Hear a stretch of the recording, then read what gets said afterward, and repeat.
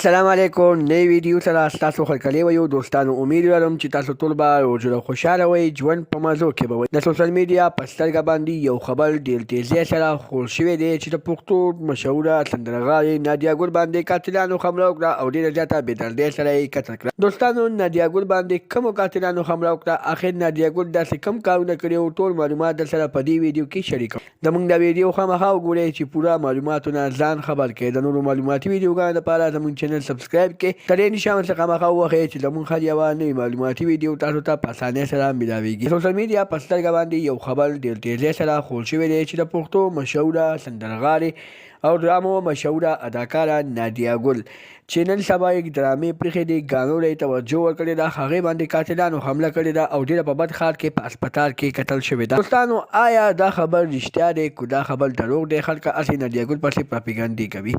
د دې پوره معلومات در سره دې ویډیو کې شریکوم. دوستانو نادیه ګل ته چې کله پته ولګېده چې ما پسې دا پراپیګنډې په سوشل میډیا باندې شروع دي، نو هغه په لایو ویډیو کې راغله او ویلې چې زه په هسپتال کې بیماره وم، زما څه بیماري وه، هغه بیمارۍ په وجه باندې زه په هسپتال کې پرته وم، خو زما مینهوالو د هغه بیمارۍ نه غلطه پیدا واخیسته او په ما باندې یو داسې الزام ولګوه چې نادیه ګل قاتلانو قتل کړه.